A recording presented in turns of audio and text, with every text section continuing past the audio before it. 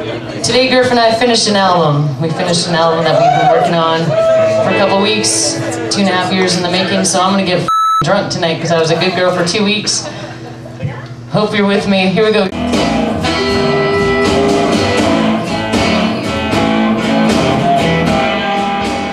That's If the Lord Don't Love You. That one's super crunchy. Yeah, that one's dirty, dirty. Gurf made that one badass, yeah. It's filthy, like it's like, you know, you think about like crazy, dirty blues, and like that's great, you know, like that stuff's some of my favorite stuff, but this is just like muddy, swampy, like.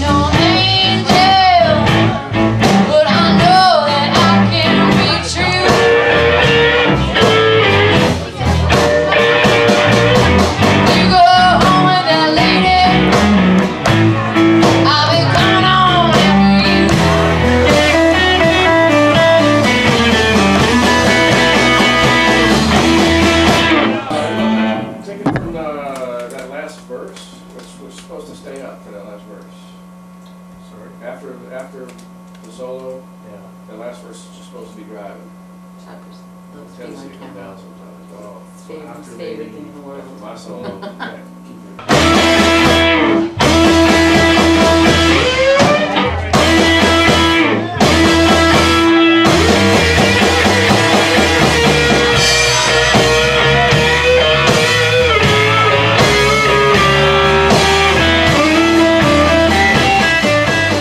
You know, Gurf's the king. What are you gonna do when you got the king? It's like having the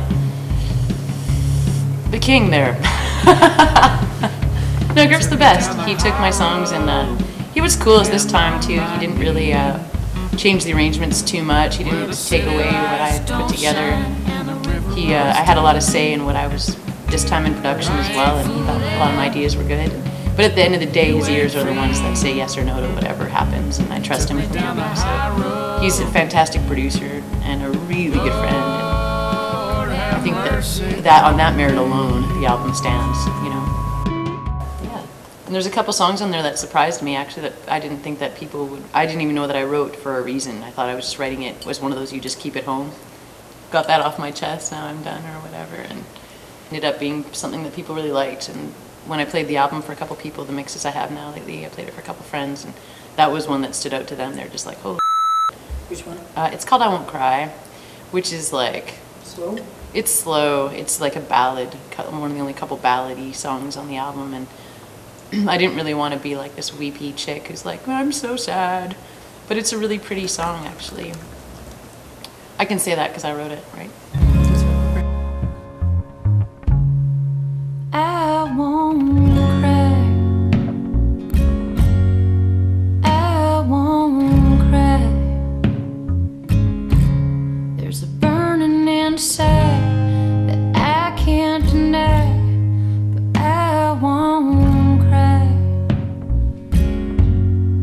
Not for you. Like the whole album experience has been really, really good, and I'm really excited to unleash it.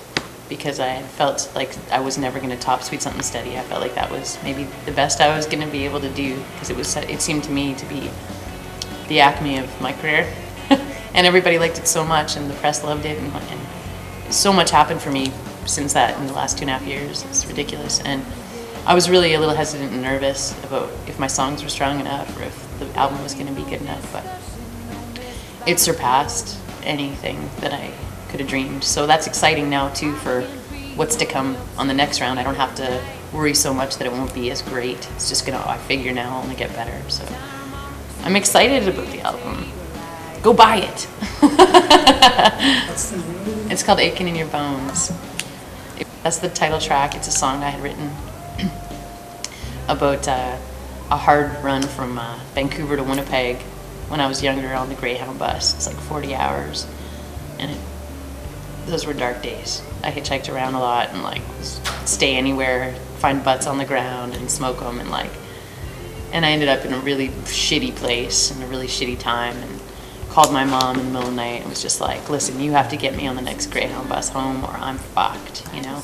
So she did. She got a Greyhound bus ticket for me, and 40 hours home, and it was like really f***ing dark. It was really sad. There are all kinds of elements to that I don't talk about in the song nor in this moment. But yeah, so in the end, after the album was done, we realized that song title really stood true to theme the whole album. So. But them folks don't like to smile. I followed up the trail of crumbs to Eddie's quarter mile. Aching in your bum. When does it come out? It comes out in Canada March 10th, in Europe April 18th, and in the US it'll just sort of seep in there until the fall of 2009, but it'll be available online as soon as it's ready on March 10th. So